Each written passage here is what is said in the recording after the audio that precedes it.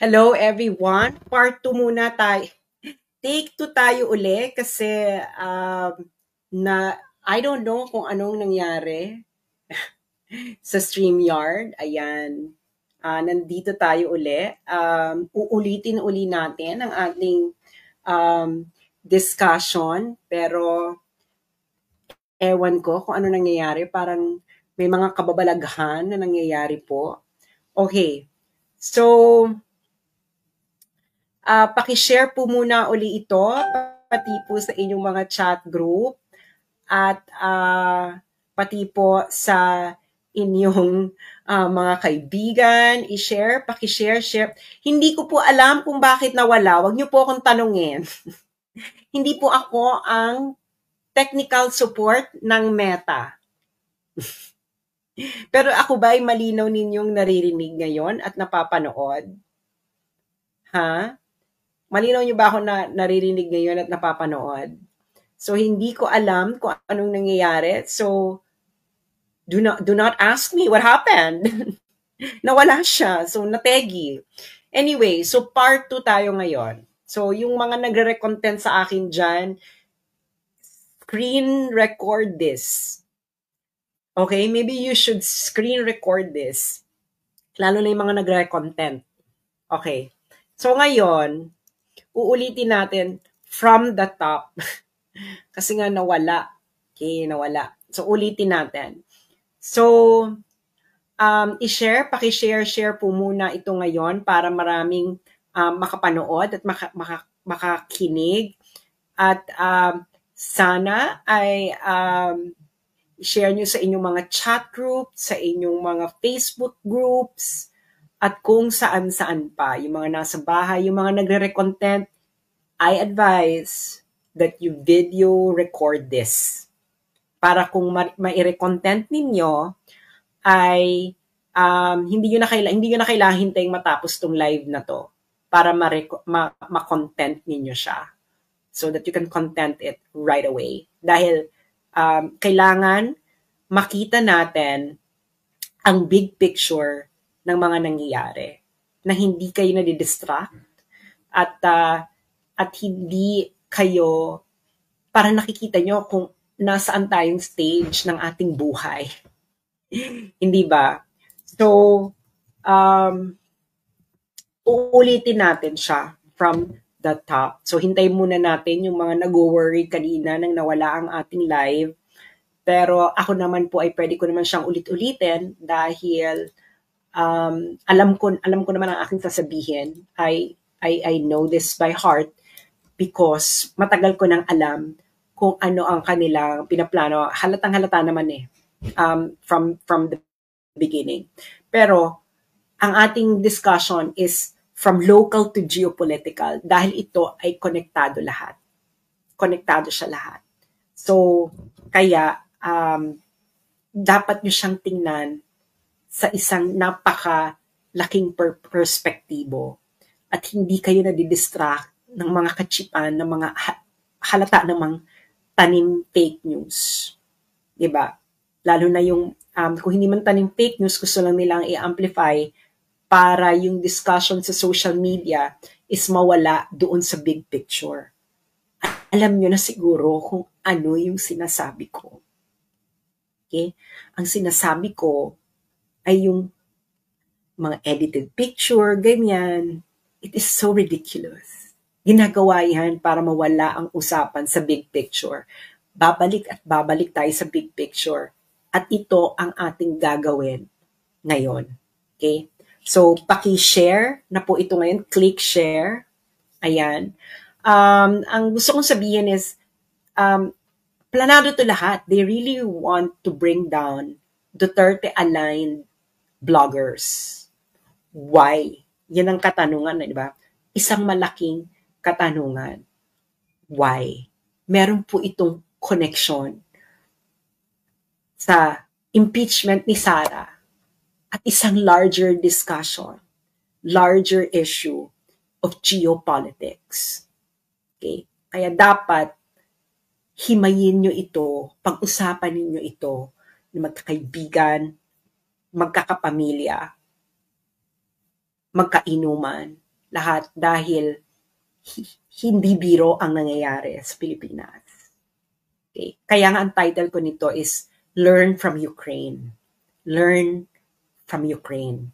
Hindi ito nadadaan sa dasal. Okay? Hindi ito nadadaan sa dasal. Maraming Ukrainians ang nagdasal. Kung feeling nyo kayo ang pinagpala ng Diyos. Again, learn from Ukraine. Okay. Now,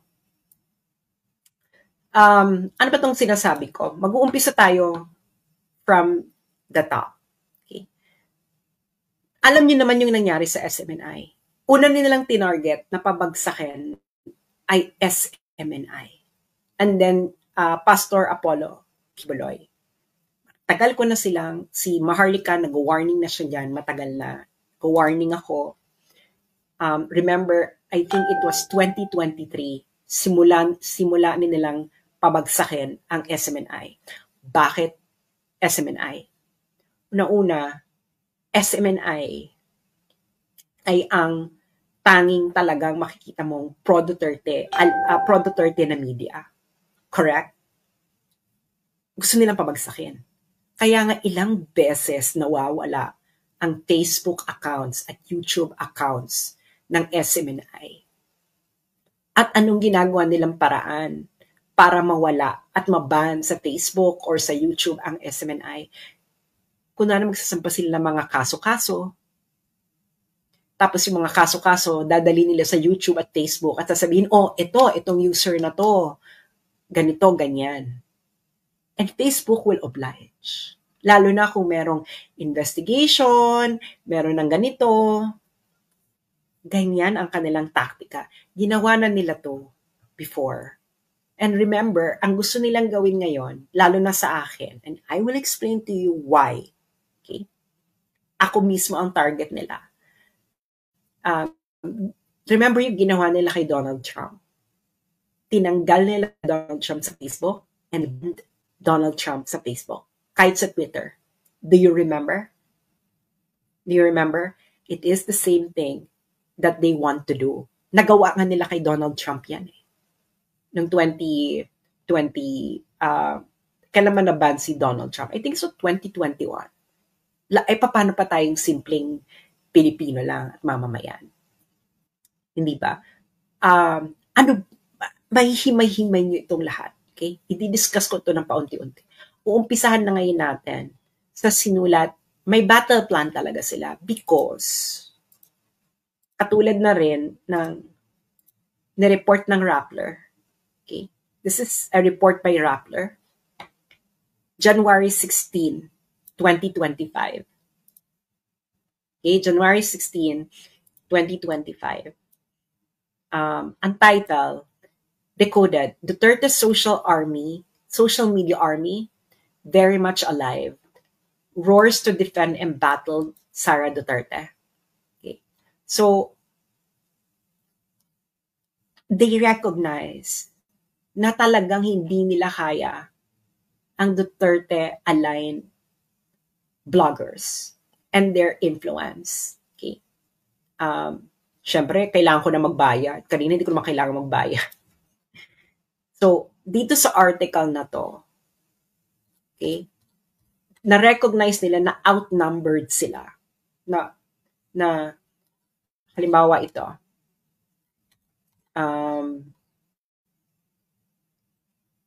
At this point though, the Duterte network seems to have the upper hand in dominating the discussion on Facebook. Okay. Ayan ang kanilang recognition na nagdo-dominate ang mga Duterte supporters, Duterte bloggers, tayo ang nagdo-dominate sa Facebook. Okay? And then, syempre, sino ang special mention nila dito na blogger? Ako. Okay? Ako yung kanilang special mention. So, you know that there is a target behind my back. At Rappler yung naglalagay na ako talaga yung pinangalanan nila doon. That's not a coincidence, no? That's not a coincidence. Bakit?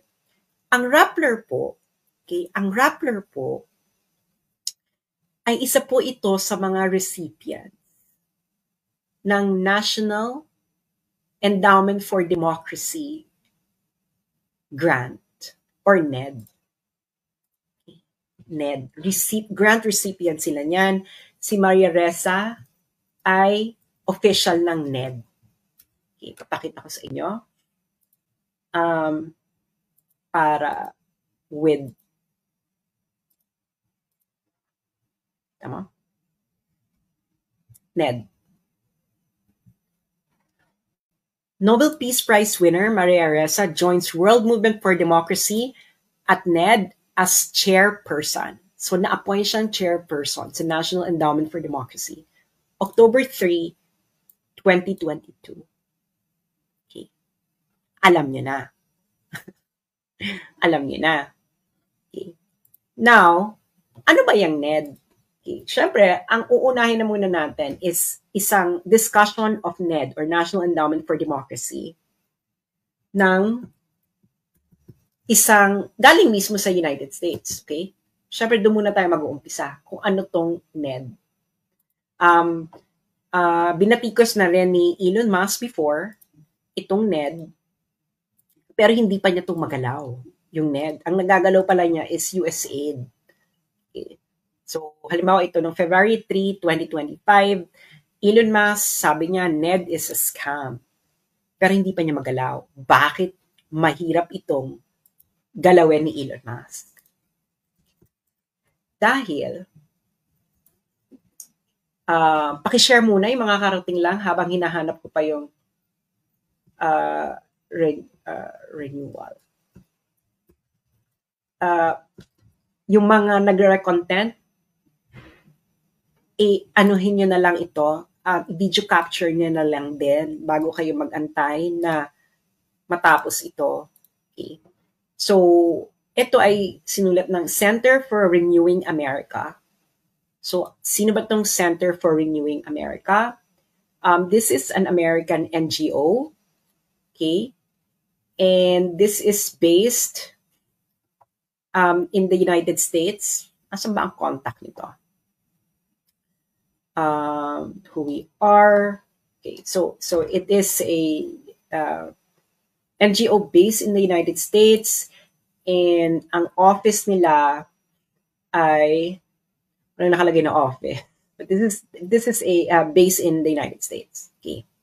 Now, meron silang sinulat about National Endowment for Democracy. Okay. So, ang nagsulat nito is a CRA staff, Center for Renewing America, the National Endowment for Democracy, and an NGO system actively undermining America. NGOs have become the vanguards of progressive orthodoxies. Many of these quasi-independent organizations fuel woke and weaponized ideologies and a whole-of-society approach that steers government resources towards radical progressive priorities. So, this is an American organization, ha? Sila lang nagdi-discuss. So, sino tong NED? Okay, NED, National Endowment for Democracy. It was created in 1983. At the height of the Cold War, NED was conceived by former CIA Director William Casey and former CIA operative Walter Raymond Jr. Ibig sabihin, binuo siya ng CIA nung Cold War. Para saan?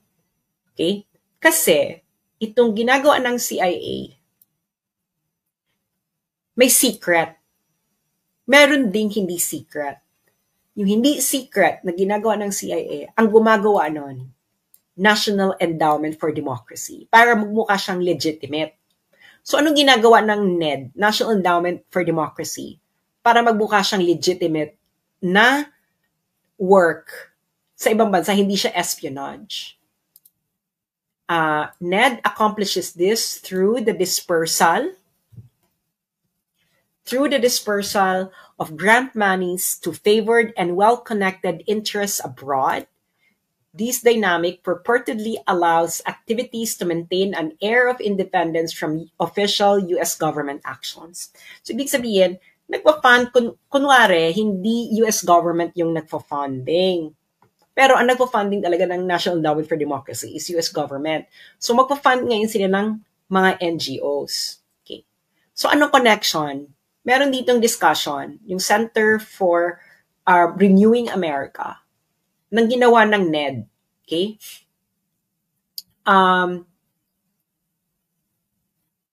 Training and financing key political movements in Egypt, Yemen, Libya, and other nations that sparked the so-called Arab Spring. In 2011, directly contributing to the geopolitical turmoil that has engulfed the Middle East over the 13 years. This is a discussion of Center for Renewing America. This is a think tank, a conservative think tank based in the United States. Anong di-discuss ito? Among the groups unintentionally empowered by NED's pro-democracies meddling in the Middle East are radical jihadists like the Houthis in Yemen, the Al-Nusra Front in Syria, and the Islamic State, otherwise known as ISIS in Syria and Iraq. Eto na, pupunta na tayo sa Ukraine. NED served as the tip of the proverbial spear for heightened CIA and State Department efforts to foster political revolution in Ukraine. So yung steady stream of NED grants to Ukrainian political entities and movements advanced both the Orange Revolution and Maidan Revolution that paved the way for the current Ukraine-Russia war. So sinong pinandingan ng CIA founded NED sa Ukraine? Ito sabi ng Center for Renewing America, na isang think tank, conservative think tank sa United States. Among the hundreds of grants to Ukrainian political entities going back to 2014 are payments to judicial organizations and judges, grants to NATO-adjacent political entities like European Institute for Democracy, and funding for the Media Development Foundation to train Ukrainians to develop effective anti-Russian propaganda. Nagigets yun na. Ang nagsulat nito ay isang conservative think tank sa United States, ang Center for Renewing America. So yun ang kanilang pinandingan. Okay. So, ito pa. Bago daw kinlose ng NED ang kanilang mga grants, searchy, kasi dati kasi pwede mong i-search kung sinong pinafundingan nila. Ang data daw nila, ang nakalagay is tens of millions in US dollars to Ukrainian entities and anti-Russian interests in Ukraine with more than 330 unique grants. During the height of the Orange Revolution sa Ukraine, yung NED daw infused, ibig sabihin nagbigay ng more than 2.3 million US dollars directly into anti-Russian institutions and activists, including the activist arms of Ukrainian political parties and George Soros Open Society Foundations, in support of preferred candidate Viktor Yushchenko.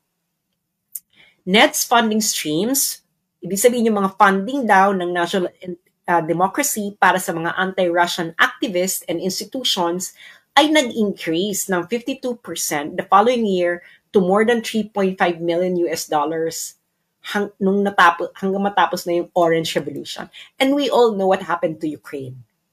Okay? We all know what happened to Ukraine. Now, I'm going to discuss to you the structure ng National Endowment for Democracy. Okay. Lahat ito ay magkaka-connect later para nasusundan nyo. So, may pop quiz po tayo mamaya. Sana maghanda po kayo ng 1/4 sheet of paper. 1/4 sheet of paper para kayo ay handa later sa ating pop quiz. Okay. So, ang next natin na NGO ay ang Swiss Policy Research. Okay? So, ang Swiss Policy Research ay isa itong um, independent, non-partisan, and non-profit research group investigating geopolitical propaganda. Okay. Now, I believe, so ano sila? They are investigating different propaganda. And one of them is the U.S. National Endowment for Democracy, and which is a CIA, tinatag yan ng CIA. Okay. Now, makikita nyo, inulit-uli nila, the National Endowment for Democracy, or NED, was founded in 1983 by U.S. Congress as a private nonprofit foundation dedicated to the growth and strengthening of democratic institutions around the world. CHAR. Okay? Sabi nga nila, as NED co-founder Alan Weinstein famously explained in 1991, a lot of what we do today was done covertly, ibig sabihin secretly, 25 years ago ng CIA. At ang mga activities nila ay information operations, subversion, and regime change campaigns. Kaya di ba nung panahon ni Duterte, grabe yung panawagan ng regime change, tatanggalin si Duterte sa pwesto. May funding kasi. So pupunta na natin yung pinafundingan nila sa Pilipinas. Okay. Ito, halimbawa yung sa Hong Kong protest, a lot of the organization na involved dyan na nag-organize ay funded yan ng National Endowment for Democracy. So kita mo sa China, ang dami nilang pinafundingan. Di ba? Ang dami nilang pinafundingan na China-related. Karamihan dyan pinasalan ng China. So ngayon, sa Pilipinas, ito ang kanilang pinafundingan. Kaso ang data lang nila nito hanggang to 2019 lang. Pero at least makikita nyo na yung kung sino-sinong pinafundingan nila. Caucus of Development NGO Networks. Ilista nyo para malaman nyo kung sino mga bumubuo niyan. Center for Media Freedom and Responsibility. Center for Youth Advocacy and Networking Incorporated. Generation Peace Youth Network.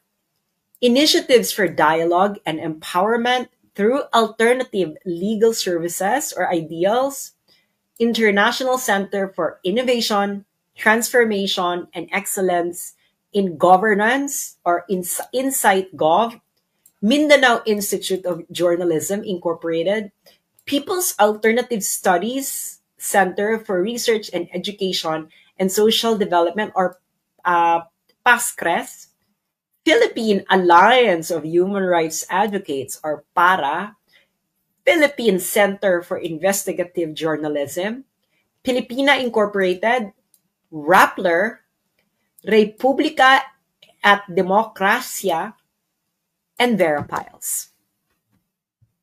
So, si Rigoberto Tiglao, na-document niya yung ilang years yung na-document ni Rigoberto Tiglao na pinafundingan ng CIA-founded na National Endowment for Democracy. Okay. So, syempre, Rappler, nag-gets yun na yung connect. Rappler, funded ng CIA ng NED, ng National Endowment for Democracy, na tinaguyod ng mga CIA. And it's recognized all over the world na ang National Endowment for Democracy ay CIA. Okay? Now, sino ngayon yung gustong magpabagsak ng mga Duterte-aligned vloggers? Rappler. Okay. Bago ko i-discuss tong dalawang documents na to, gusto ko muna ipakita sa inyo yung structure ng National Endowment for Democracy para makita ninyo yung organization. Okay. So ito ang kanyang structure. So merong National Endowment for Democracy, tapos may 4 na sangay. Ang International Republican Institute, okay? Ilista nyo, dahil meron tayong pop quiz mamaya. Ilista nyo yan. May pop quiz tayo. International Republican Institute, Center for International Private Enterprise, National Democratic Institute, at Solidarity Center. Okay? Itong Solidarity Center, ito yung mga nagbibigay ng funding sa mga workers organization.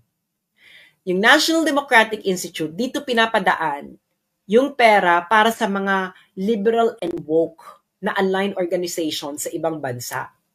Itong Center for International Private Enterprise, ito ang pinagdadaanan ng pera para ma-fundingan ang mga small and medium enterprises and any businesses na nangangailangan ng funding.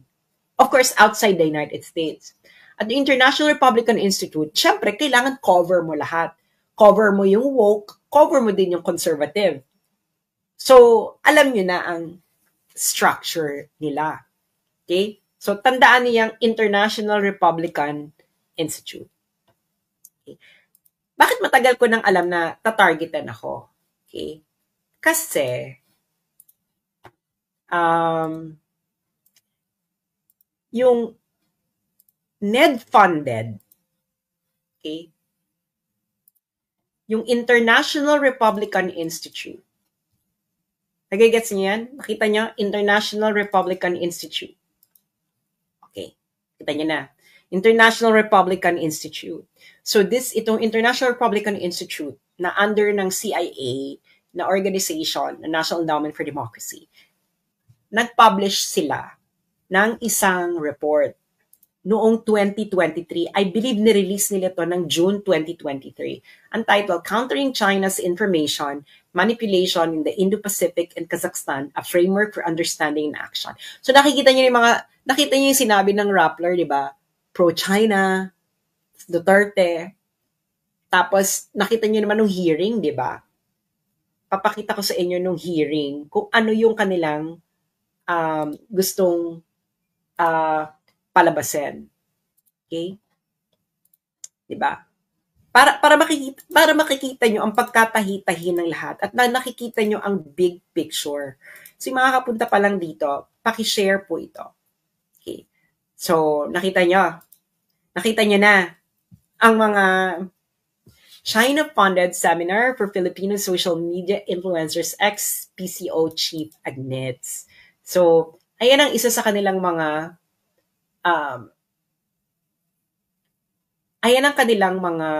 eksena sa buhay, hindi ba? So, nakita nyo yung pagkatahi-tahi ng lahat. At alam nyo na rin kung bakit nagtatag sila ng pro-China, etc. Because may pera. Okay. Now, pupunta ngayon tayo dun sa report ng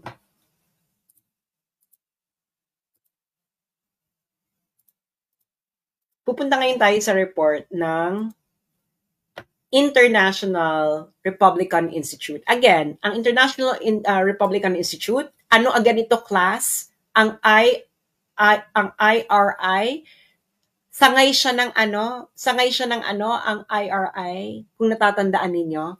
Sangay ng anong organization ang IRI? Please write in the comment section kung natatandaan nyo.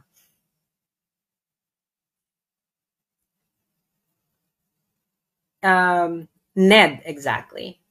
Yung mga kay Shelo Magno, wag yung pag-aksihan ng panahon yan. What they really want is for them to have a case and then go to Facebook and to permanently remove me from Facebook. Well, we have a bigger picture here. Yung mga ganyan-ganyang Shelo Magno, they are simply little figures in the bigger story. Okay. So, nirelease ito ng IRI. So, natatandaan nyo kung anong part ng IRI. Noong 2023. Pinublish nila to ng mga June 2023. Okay. June 2023. Kailan biglang nagpalit ng foreign policy? Si Marcos, BBM. February 20, mga late January 2023. February 2023. Di ba biglang dumami yung EDCA? At ako ang very vocal noon against EDCA. Kung natatandaan nyo. At yung mga pro-Duterte bloggers, yung iba sa kanila, inaway pa ako dahil nga naniniwala pa rin sila kay Bongbong Marcos noon. Galit na galit sila sa akin nung nagsasalita ako noon. Aminin nyo yan. Iisang blogger lang ang talagang agarang kinontak ako para bigyan ako ng platform. Ayun ay si Banat Bay. Hindi pa kami magkasundo ni Banat Bay. Pero yung iba ayaw hawakan. Okay? Ayaw hawakan yung issue. So ako lang noon. So June 2023, naglabas ang International Republican Institute na isa sa mga sangay ng National Endowment for Democracy na isang CIA organization. Okay? Tinatag yun ng CIA. It's an open secret. Nilabas nila to. Ngayon, makikita nyo, pero ang report na to, I believe, ay sinulat nila to ng 2022. I will explain why. Pero 2023 lang nilang ni-release. Kita mo. Pro-Duterte influencers. One final major way pro-PRC narrative spread was through pro-Duterte social media influencer. Nakita niyo na yung pagkatahi-tahin ng mga bagay-bagay. Sabihin nyo yes or no. Nakita nyo na ang pagkatahi-tahi ng mga bagay-bagay. Nag-file na daw ng libel. Bakit ba pa ulit-ulit? O, hindi nag-file siya. Problema niya na yan. So, nakita yung pagkatahi-tahi. Sabi, sinong pinangalanan nila dito? Tatlo lang kami dito. No?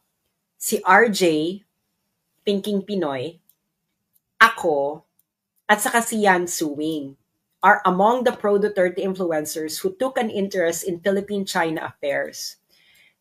Syempre special mention kami ni Thinking Pinoy. Nieto and Sasot are two of the most influential. So, alam na nila. Diba? If not the most influential, pro-Duterte influencers on social media with follower counts in the millions. Okay. Ngayon, alam kong 2022 nila to tinitiktikan pa. Kasi itong post ko na to, na feature nila, ako talaga yung feature nila, di ba? Sabi ko kasi, for two consecutive presidential elections, the Filipino people defeated the CIA's candidates because I thought na si Lenny lang. Kasi si Lenny, yung organization niya, naging funded ito ng IRI. Meron silang partnership. Yung NGO ni Lenny, I think it's the, if I'm not mistaken, it is the Jesse Robredo Foundation. Yung Jesse Robredo Foundation, or Angat Buhay, whichever of the two, nagkaroon ng partnership sa International Republican Institute na again, under ng National Endowment for Democracy. At ang National Endowment for Democracy ay isang CIA-founded organization. So ako talaga yung, syempre, pa ako nito, may illusion pa ako nito, no, about Bongbong Marcos. Pero after iba ng foreign policy, si Bongbong Marcos February 2023, at nagsalita ako against this, inilabas ngayon ito ng National Endowment for Democracy. At syempre, ako ang bida. Diba? Ako ang bida. Ngayon, si RJ's, feeling ko talaga, 2022 pa nila to sinulat, 2023 lang nila nilabas. Kasi si Thinking Pinoy nandito pa. So, hindi pa nagmamanifest talaga na si Thinking Pinoy ay sumakabilang parlor na talagang tuluyan. Okay. So, this was 2023. 2023 tong report na to. Okay. Ngayon, recently, 2024 lang. 2024 lang. Ang naglabas naman ng report ay, ano yan? USAID. At ang partner nila is yung Internews o media again. Itong Internews, kung makikita nyo, may parating pina-flash na quote card ang News 5, yung Mogato. Siya yan behind dyan sa Internews, si Mogato. So, USAID, di ba? Nirelease to ng August 2024. Yung Internews, funded yan ng USAID. Okay. So, ngayon, ano ngayon ang agenda nitong report na to? So, yung kanina 2023, nirelease ng June 2023. Ito yung pinakabago. Nirelease ito ng August 2024. So, sino ang nag-funding? United States Agency for International Development. Hindi ba? So sabi, it does not necessarily reflect the views of USAID or the United States government. Siyempre, etos garbanzos. Sila nag-funding. Okay. So ngayon, ang eksena ngayon dyan, okay, pupunta ngayon tayo sa eto na, Pro Duterte's social media accounts. Siyempre, ako na naman, no? Ako naman ang nandito.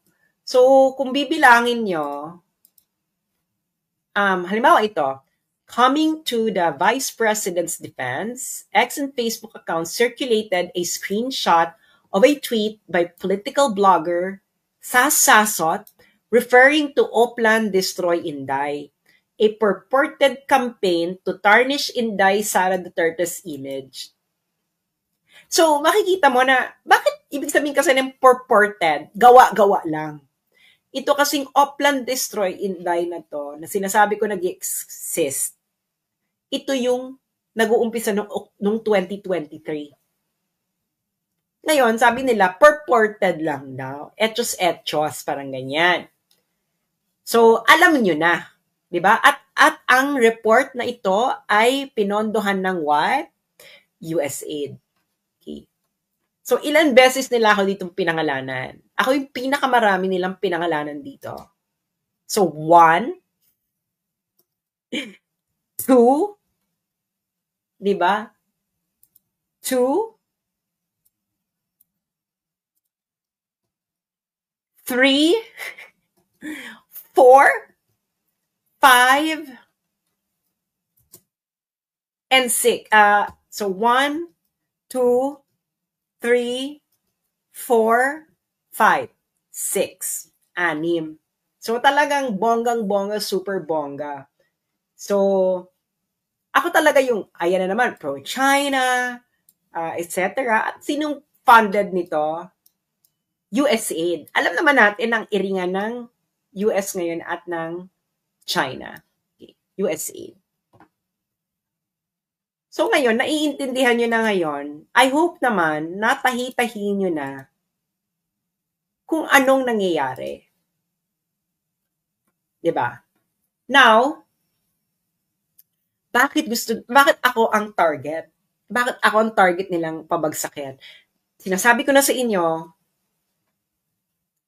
mag-subscribe na kayo sa Substack ko because it will just be a matter of months before nila ma-convince ang Facebook to permanently delete me from Facebook and ban me. Nagawa na nila yan before sa ibang personalities.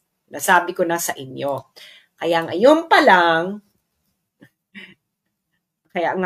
lang, okay, kasi gusto nilang i-dominate ang narrative pagdating ng impeachment ni Sara. Okay? Kasi ang battleground ng public opinion ay Facebook. Okay? Facebook. At sinabi ng Rappler, Duterte supporters at bloggers ang nagdo-dominate. Okay? So, patalastas lang, ito, i-download nyo na tong Substack. Itong makikita nyo, yan ang Substack. Sulat nyo na.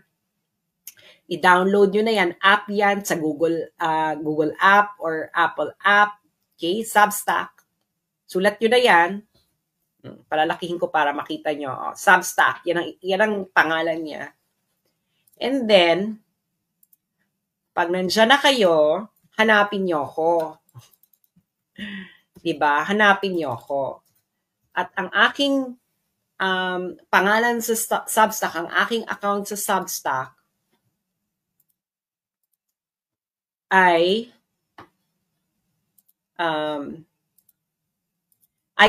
ito.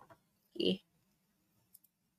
This one. So, isulat yun na kung sino para hindi na pa ulit-ulit. Ilang beses na rin ako nagpo-post sa Facebook. So, yan, Asian Scholar. At Asian Scholar.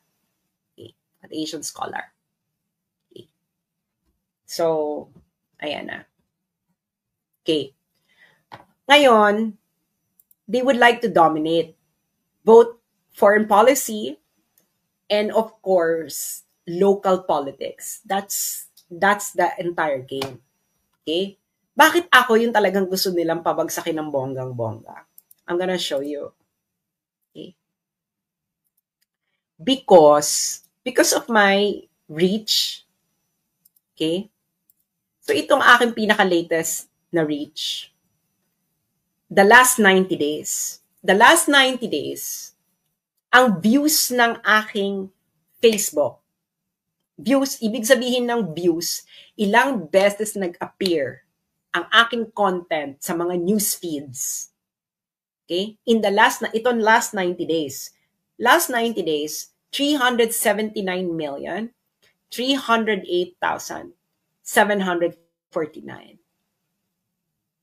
At previous 90 days, about 99 million. So yung previous 90 days, sobrang laki na. Tapos nung sumunod na 90 days, itong current 90 days, 379,308,749. At ako pa lang yan. And this is all organic. Okay? This is all organic because wala pa akong pambayad.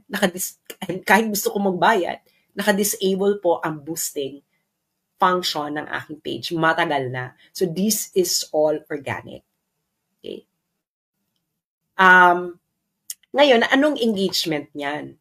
Okay. So yan, yung views, ilang beses nag-appear yung content ko sa news feeds ng mga Facebook users. And take note, there are only about 90 million Facebook users in the Philippines. Pero ako, about 300 plus million nag-appear sa news feed ng mga Facebook news feed ng Facebook users, mostly from the Philippines, ang aking content.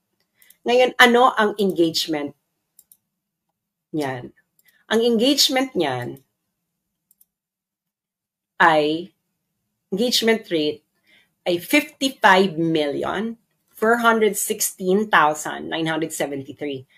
Yung engagement, ito po yung number of likes, share, comments. Read. Kung binasa mo, kung kilik mo yon, binasa mo, that's an engagement.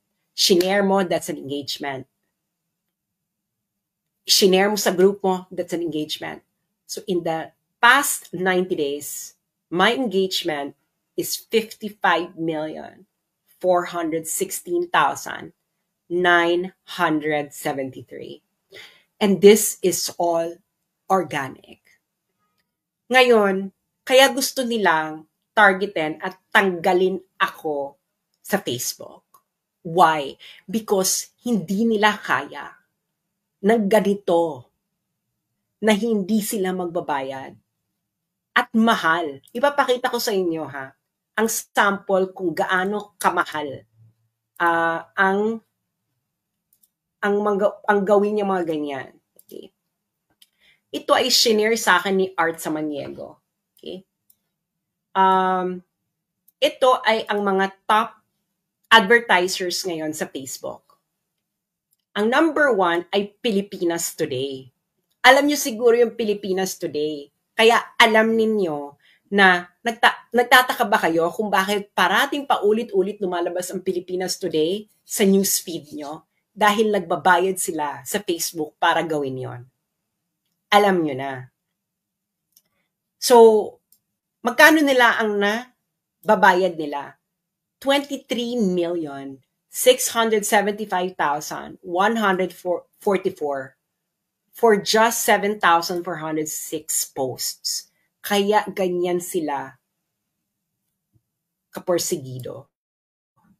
Okay. Pero hindi pa rin nila mapantayan yung aking views and reach kasi nga all organic eh. Pati yung engagement. No? Yan pa nga lang. So, nagsispend na sila ng 23 million. Kaya gusto lang talaga nilang tanggalin tayo physically. And then they will do everything. Legal, illegal, etc.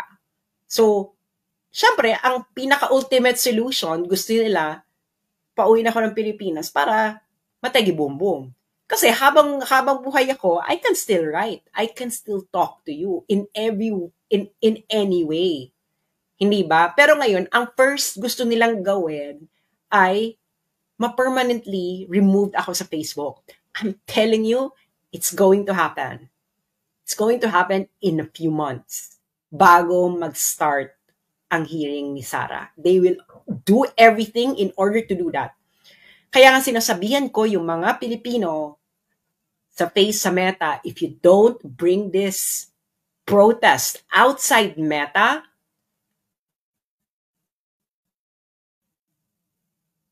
they will dominate Facebook during the impeachment trial of Sara Duterte.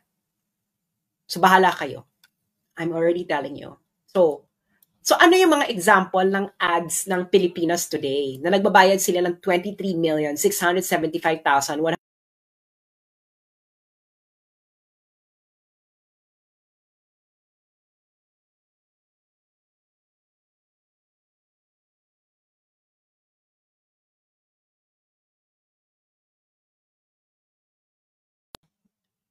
Ano ba yan? Nawala na naman ako. Nawala na naman ako. Okay. So, ano yung mga example ng mga ads ng Pilipinas Today na nagbabayad sila? Okay. Ito ang mga example ng kanilang mga ads. Okay. Ang nagpadala sa akin ito si Art Samaniego. Okay. So, nakikita niyo na. Okay. Kailan lang to? March 6, 2025.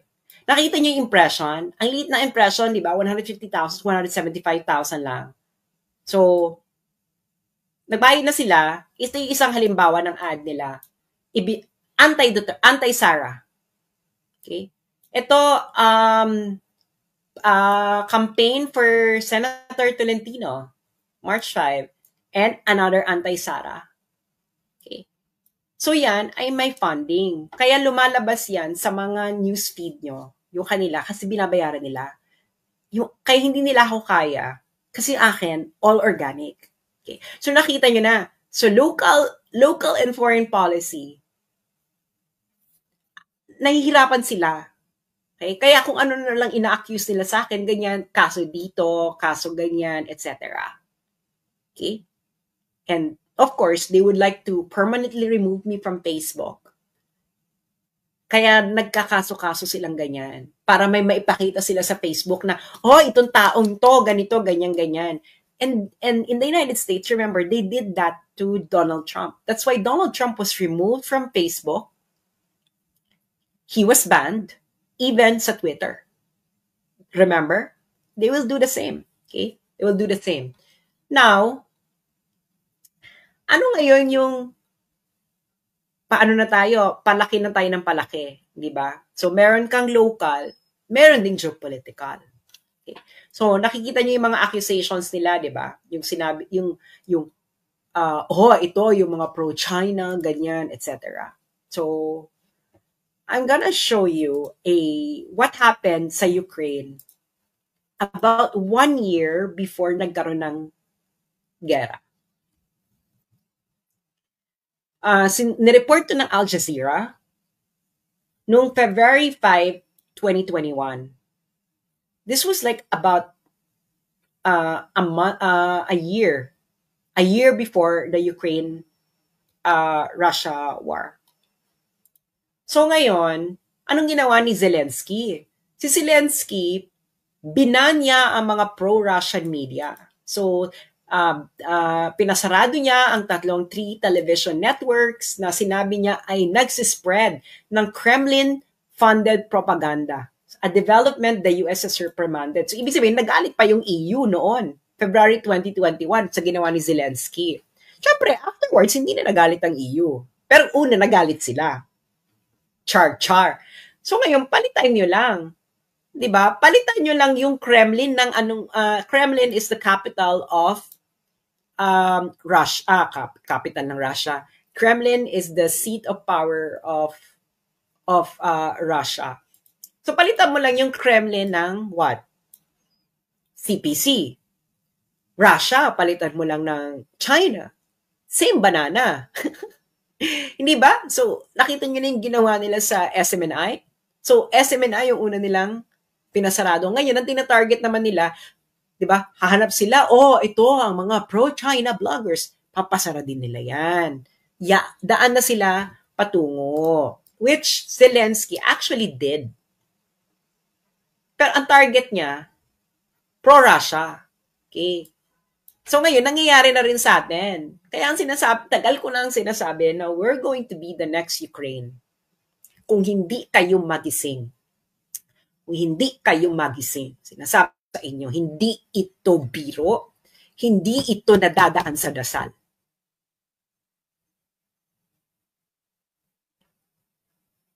Mag-usap-usap kayo, pamilya, etc. Dahil hindi ito biro.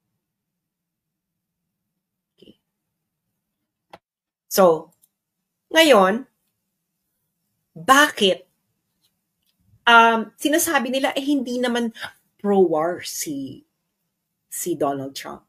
Yeah, as a person, hindi siya pro-war. Pero sa United States, hindi lang po presidente ang gumagawa ng desisyon.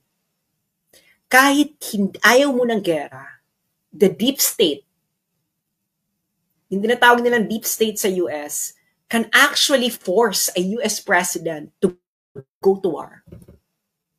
Sinasabi ko na sa inyo, yung mga false flag, kahit ayaw na presidente ng US president na pumunta ng gera, ang gagawin ng deep state, gagawa sila ng paraan para yung US president is maggawa ng gera. So, you have to understand kung nasaan na tayong part ng history ng mundo. Okay? I don't know if you remember this tweet ni President Donald Trump. Sabi niya, nung December 1, 2024, the idea that the BRICS countries are trying to move away from the dollar while we stand by and watch is over.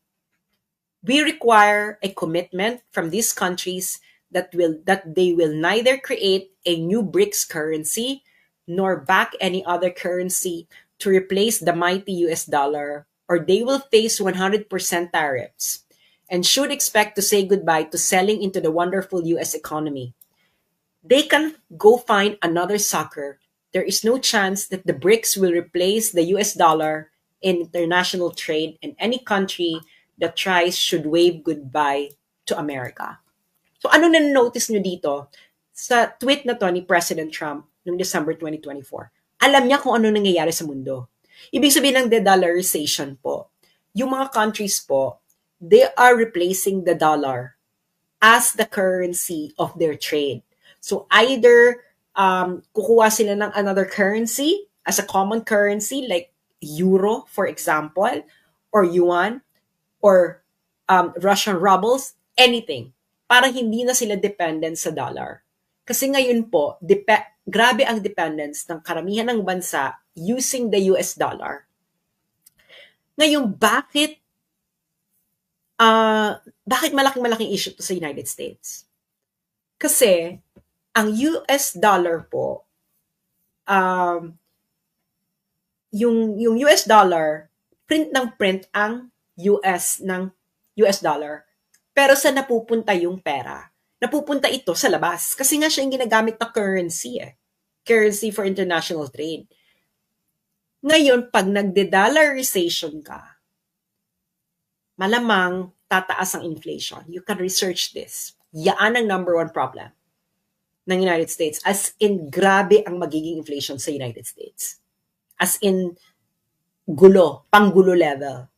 Kaya concern si Donald Trump. Pero pag nakita mo dito, ang tactic lang ni Donald Trump, tariff. Kasi yun yung ano niya Siguro yan na yung pinaka hard approach niya. Imbes na makipag-gera boom siya, tariff na lang. Pero until what point? Paano kung hindi ma-achieve na mapigilan yung de-dollarization sa pamamagitan ng tariff lang? So you go to the next level. Which is what? Another Ukraine. Why? Why you need another Ukraine? Kasi kailangan, gusto mo nang magkaroon ng hardball negotiations. And you can only do hardball negotiation to stop something like this through peace deals. Because peace deals create a new order. No? Lalo if you would like to favor yourself. Hindi, China and the United States, hindi sila direktang maggaganyanan. Why? Because they are both nuclear powers. Kita mo yung Russia and US. Or NATO and Russia. Sila ba ang direktang nagganyanan? No. Gumamit sila ng proxy. Kasi hindi nga sila pwedeng magkasagapaan dahil ubos ang mga cities nila because it's going to be a nuclear war kung sila mismo. So gagawin ang mangyayari, proxy. So sino ang proxy sa Europe? Ukraine.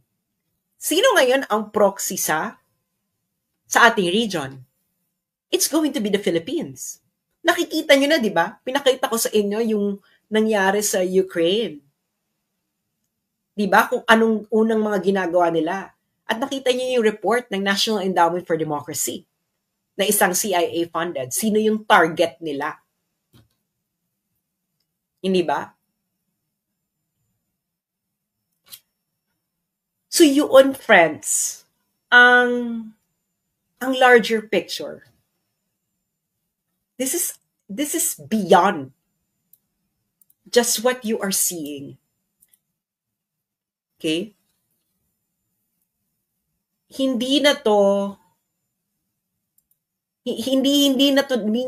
to madadaan sa pamimim lang, pa-hashtag lang. We are facing a very dangerous time. Dahil tayo ang bala. Ngayon, sino yung mga gusto nilang tanggalin? Si Sara. Yung mga katulad kong vloggers. Lalo na ako kasi nga yung reach ko. Sino ngayon magdo-dominate sa Facebook? Boses nila. Magdo-dominate sa Facebook yung boses nila.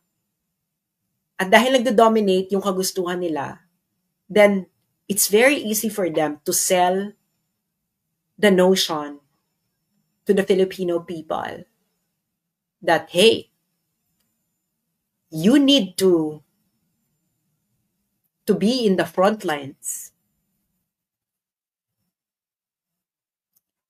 And yung mga nagsasabi si Donald Trump, 4 years lang pong presidente si Donald Trump. After Donald Trump, it's going to be a new president. Might not happen in his term. It might happen kung yung deep state sa US magkaroon na ng bagong favorite. Or they can force Donald Trump to actually push the Philippines into a proxy site. Dahil nga, we are now moving to a different world order. Sinabi ko na yan ang tanong ko noon, di ba? Kay Bongbong. Sa Deep Probe. And, and now I know what he might want to do. So, ang masasabi ko lang sa inyo, well, I will not shut up. No? Kaya pumunta kayo sa Substack. They might remove me from Facebook, etc. But I will not participate in their drama. I will just keep on writing. And I hope na i-share nyo rin. Pag-usapan ninyo mga magkakaibigan. I-share sa mga kaibigan nyo. I-share nyo sa Facebook ninyo. Go to Substack. Okay? Go there. Okay? Para doon nyo, sinasabi nyo, mag-open ko ulit ng Facebook. No, they will just keep on removing it. Kaya doon tayo sa Substack. Because diretso sa email ninyo or sa app ninyo, they wouldn't even know, then you can forward it to your friends via email. Pag-usapan ninyo. Okay?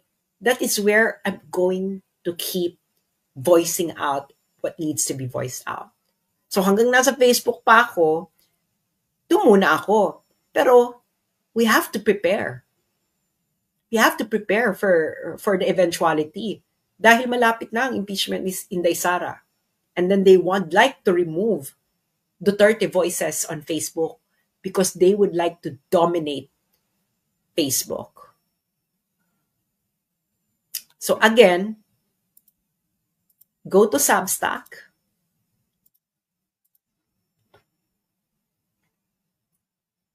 Okay? Ito ang aking username. Screenshot nyo na kung kaya ninyo. Substack.